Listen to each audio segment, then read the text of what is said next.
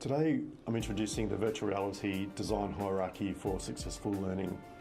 This hierarchy has been developed to help learning designers and instructional designers design effectively in 3D immersive virtual reality environments so learners can learn effectively.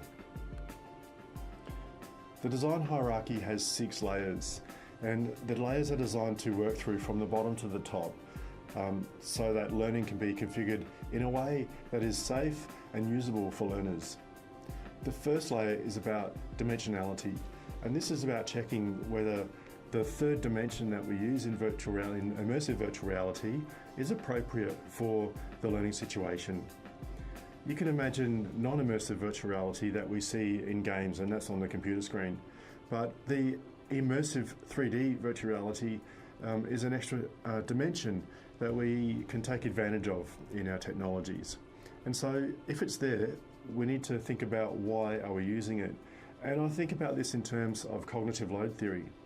If that third dimension isn't necessary for the learning, well then it represents extraneous cognitive load, and it reduces the amount of working memory and the amount of, cognitive space that the learner can use for the actual learning. So the first step is to say, okay, is my dimensionality right for this? Is the 3D immersive element right for this? And when you think about what it can afford, it means you can transport students to places where they can't normally get to. And I think that is the best feature of immersive virtual reality. The next layer is about physiology. So when you're in this space, imagine your brain is tricked into thinking that it's in a real location. It takes the visual cues and the sound cues and the balance cues and puts them into the inner ear. And if that's not all coordinated properly, it can make you feel sick and give you motion sickness. But there's also other aspects as well.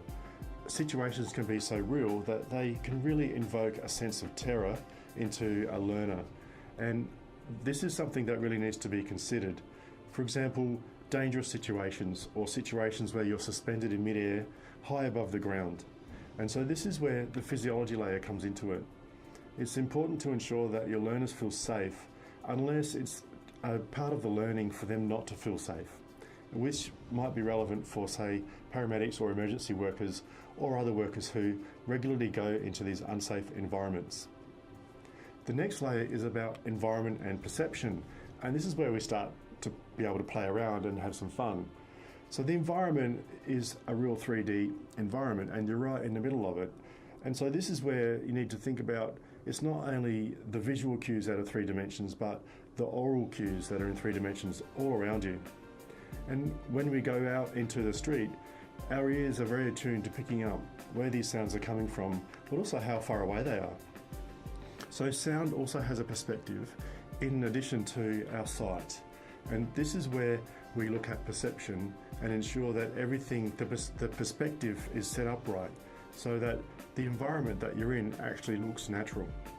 Of course, if you're actually going down to the size of a cell, this is actually going to be very new for the learner because we're not used to being at that level. The next layer is all about interface and exploration. And so this is where the user can actually choose to move around and start to be active within the environment. And when I talk about interface, I mean, how does a student choose to move from here to there? Sometimes you can walk, but if you've got a headset on, that's quite dangerous. In most situations, you want the student to be seated so that they don't have a risk of falling over and injuring themselves. And so there probably needs to be some kind of interface in front of them, like a control panel or directions that they can touch or interact with so that they can move from place to place. If they have a little holder in their hand, they can probably shoot to a place on the ground in front of them and move forward. And so this is how they can explore the environment and actually start to use the third dimension that we've so carefully set up in the previous 3 layers. The next layer is about agency and interaction. Now, we see this in 2-dimensional flats on a video or the laptop or the computer with gaming. You're able to do a lot of things. You're able to interact with objects, you're able to pick things up, and you're able to do things. So we need to be able to replicate this in the third 3D immersive environment as well. And although it's a little bit different because we don't have a keyboard in front of us, unless you put one in an environment. And so this is where you need to explicitly design in ways that the learner can interact with objects in the 3D environment. And so this, you could even consider using a glove that's tracked by the headset, or you can use, say, something in a controller in someone's hand to actually pick things up and do things with it, throw things. And so this is where your physics needs to be accurate. And when you're designing immersive virtual reality in a game engine, this is where your coding is extremely important and the physics is realistic. Unless, of course, it's part of the learning for that not to be realistic. Because you can use these environments to play around with altered perception, for example. But in the general sense, that's not what we're doing with it. In the general sense, you're going to be allowing students to manipulate objects in a way that they would be doing when they've finished the learning. And so in a job or in a situation where you want them to be competent in doing that. And so the immersive virtual environment is a training environment, and it trains your coordination. And so agency and interaction must also be realistic as possible. The last element of the design hierarchy is feedback. We have feedback in gaming, but feedback in learning is a special kind of feedback. The feedback has to be relevant to what you've just done or the action that the learner has performed in the environment. And in this way, you can set up a formative feedback loop that repeats and allows a student to learn.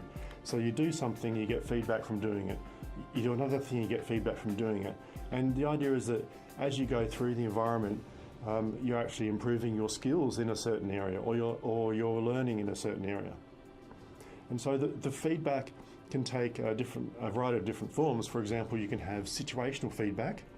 You do something and something happens to the environment or the situation. And you might engineer some branching scenarios, like a choose your own adventure kind of situation if you want to. Other kinds of feedback are text or sound, or even if you have the technology, haptic feedback. This is where you feel. And so this is where you're actually engaging all your senses as you would in the real world.